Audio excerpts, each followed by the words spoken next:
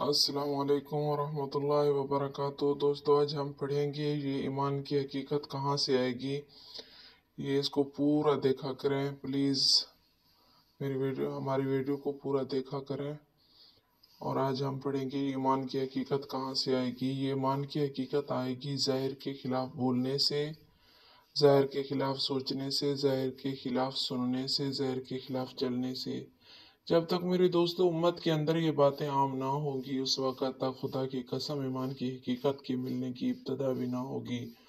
मेरे दोस्तों बुजुर्गों, जब ज़ाहिर के खिलाफ कोई बात कही जाती है तो जिससे बात कही जाती है उसके दिल पर शैतान बैठ जाता है और सुनने वाले से यूँ कहता है कि हाँ ऐसा हुआ होगा, मगर मुमकिन तो नहीं। जब नबियों, अम्बिया और सहाबा इकराम के वाक़यात ज़हर के खिलाफ सुने जाते हैं तो शैतान दिल पर बैठ जाता है और सुनने वाले से यूं कहता है कि ये मुमकिन तो नहीं है, मगर हो सकता है कि उनके साथ ऐसा हुआ हो। मेरे दोस्तों, असबाब हदायत और असबाब हलाकत से सारा कुरान पाक भरा हुआ है, लेकिन ये यकीन वालों को नज़र आएगा, शक वालों को नज़र ना आएगा।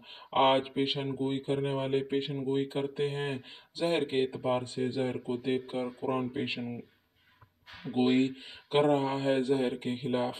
मेरे दोस्तों बुजुर्गों, शक की बुनियाद पर अगर वाक़यात को सुना गया तो ईमान की हकीकत नहीं मिलेगी। इसलिए वाक़यात को यकीन की बुनियाद पर सुनो और सुनने हुए अपनी ज़बान से ये कहते रहो कि यही हक़ है, यही सच है। अगर ये कहते रहे तो ईमान की लहरें दिलों में उठेंगी, वरना शैतान शक में डाले रखेगा कि कहीं ईमान की हकीकत इसके दिल में दाखिल ना हो जाए। मेरे दोस्तों, इसी तरह साहबा इकराम रज़ी अल्लाह तआला अन्हु ने हजूर अकरम सल्लल्लाहु अलैहि वसल्लम ईमान को सिखाया था। खुद साहबा इकराम रज़ी अल्लाह तआला अन्हु इस बात को कहते हैं कि कुरान पाक की आयत और हदीस जिसका तर्जुमा ये है, यानी यकीन सीख लिया तो कुरान के अहकाम जिस पर वादे हैं दुनिया और आखिरत का कामयाबी है कि वो हमने अमली तौर पर अपना लिए।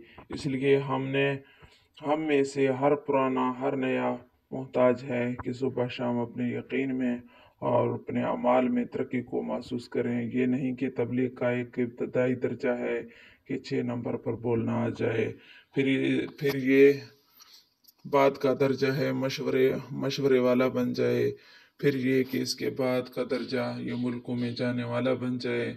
मेरे दोस्तों, अजीज़ों, बुज़ुर्गों, ऐसा नहीं है, बल्कि ये बात ये है कि हर पुराना हर नया वक़्त इस बात का मोहताज है कि ईमान को बोल रहा हो अपने यकीन को दुरुस्त करने के लिए कि हमें अल्लाह के गैर को अपने अंदर से निकालना है।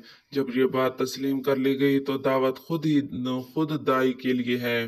तो ये बात समझ में आना चाहिए कि कलमा ला इलाहा इल्लल्लाह मुहम्मदुर रसूलुल्लाह की दावत मेरे अपने लिए है। सहाबा इकराम को ईमान और अमाल की हकीकत जो हासिल हुई थी वो इसी दावत के रास्ते से हासिल हुई।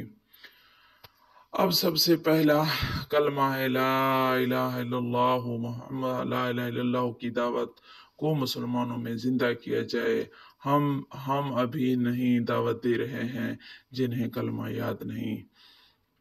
इंशाल्लाह ये हम कल पढ़ेंगे। उम्मीद है कि हमारी आज की वीडियो आप लोगों को ज़रूर पसंद आई होगी। अगर पसंद आई है तो लाइक करें, शेयर करें, सब्सक्राइब करें, ताकि हमारे हर आने वाली वीडियो आपको बर वक़्त मिल सके। तब तक के लिए अल्लाह हाफिज़।